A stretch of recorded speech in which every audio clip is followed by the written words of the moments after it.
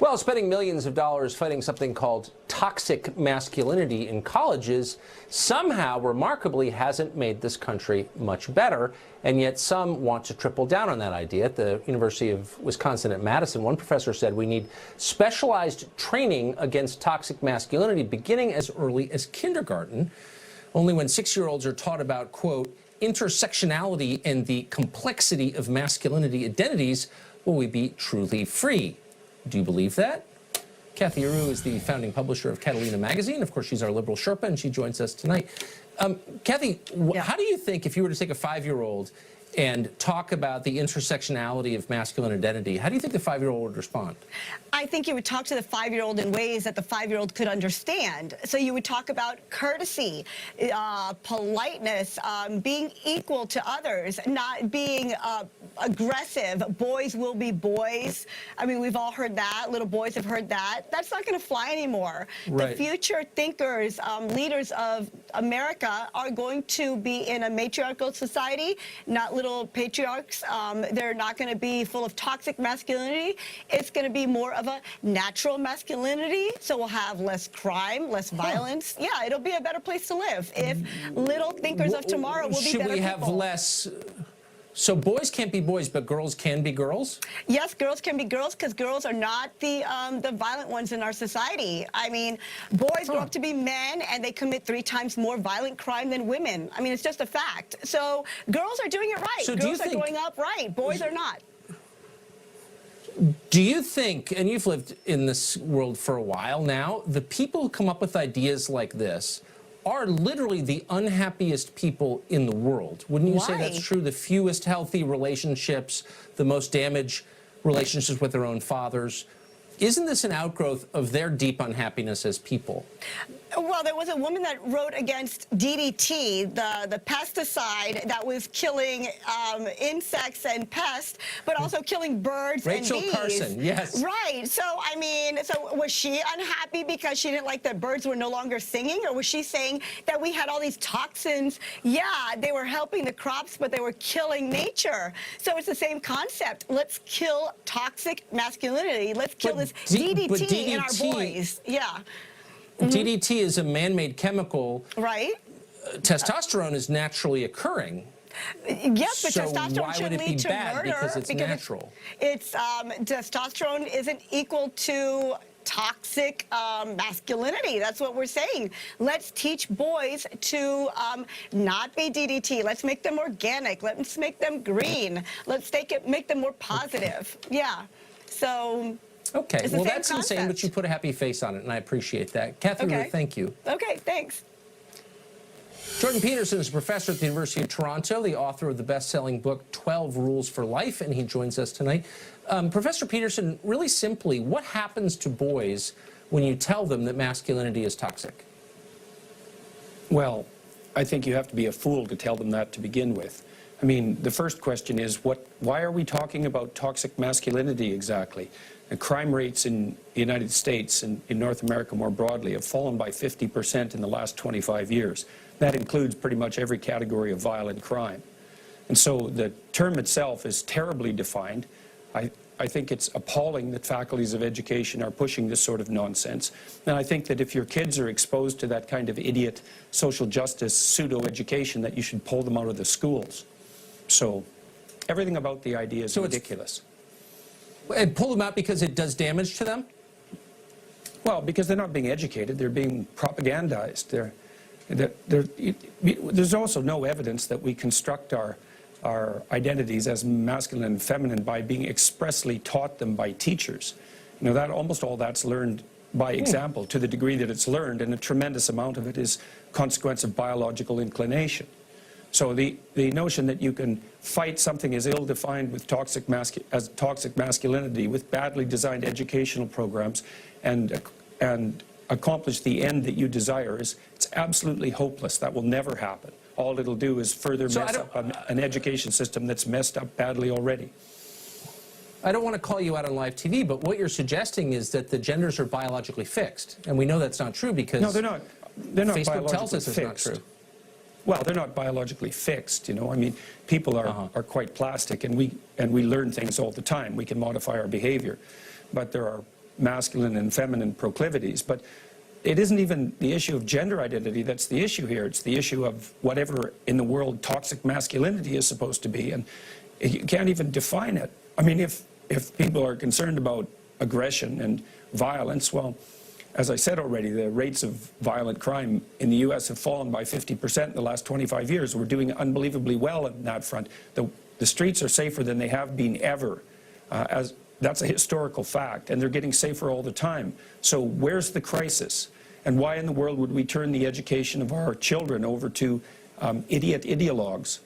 I mean, even the academics are waking up to this. There was an article in the Chronicle of Higher Education just 2 weeks ago excoriating the faculties of education for their appalling standards and their absolute ideological possession. And this idea that we should address toxic masculinity from K to 12 is just an extension of that. Well, we put up with it because we're passive and weak. And I wish we weren't. Thank you for reminding us of that. Professor, thank you. You bet. Very good talking with you. Thanks. We'll be right back. Jordan Peterson is a professor at the University of Toronto. He's written a lot about the decline of modern men. We spoke to him recently. Jordan Peterson, thanks for joining us. We've got a long list of statistics that paint a pretty clear picture that boys seem to be falling behind relative to girls in the United States. Why do you think that is? I think that that's partly a consequence of directed policy. So it's linked to the idea that there's something wrong with masculinity, and so that the expression of masculinity should be limited in all sorts of arbitrary ways. The fact that kids can't really play at schools anymore is a manifestation of that. The fact that male behavior is often diagnosed as attention deficit disordered, for example, is a manifestation of that. The elimination of competition as a valid form of human interaction, and the failure to recognize that competitive sports, for example, are deeply cooperative in their fundamental nature, as long as everyone is playing by the rules, obviously. So there's that's a large part of it. So you're saying that there is an organized, not always explicit, but still organized attempt to de-emphasize masculinity or to punish masculinity. Why? Because it's easy to mistake masculine competence for the tyranny that hypothetically drives the patriarchy. It's part of a ideological worldview that sees the entire history of mankind as the oppression of women by men, which is a dreadful way of looking at the world, a very pathological way of looking at the world. It's not like men and women always get along any more than men and men get along, or women and women for that matter. But fundamentally, human history is a cooperative enterprise, and men and women have lifted themselves out of the mire over millennia in their cooperative endeavor. And to describe that as centuries of the oppression of women by men is an absolutely reprehensible ideological rewrite of history. And it's what's taught in the humanities and in much of the social sciences at universities, and increasingly in the public education system. It's taken as an unassailable fact. And you're saying that this has bad consequences for the development of boys? Well, how could you feel good about that?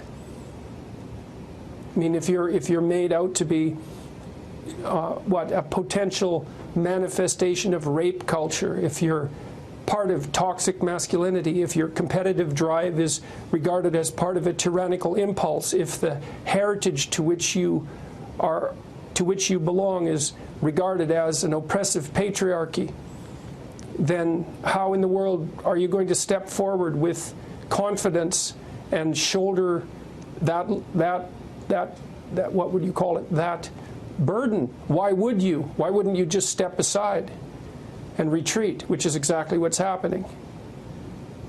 But if men are so aggressive and bent on domination, on establishing a patriarchy, why have they stepped back and allowed this to happen? Yeah, well, I guess that's a good question, isn't it? I don't know the answer to that. I don't know if they are precisely allowing it to happen. It's very insidious, the ideological movement that's driving this, part of the radical left.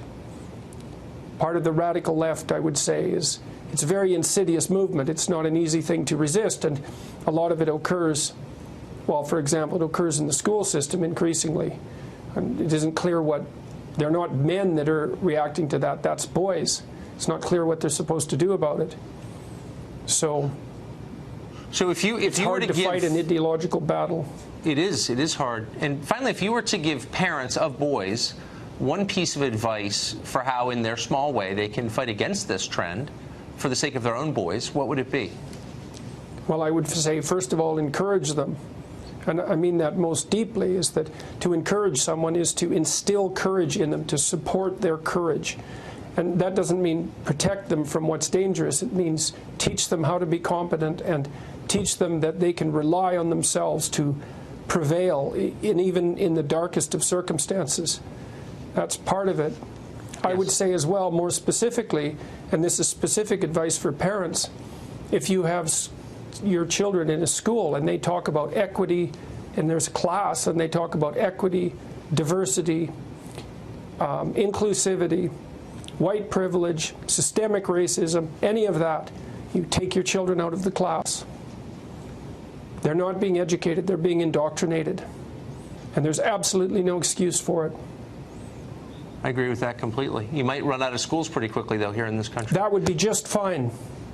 The sooner the better. Jordan Peterson, it's hard to express my gratitude to you for telling the truth as you do.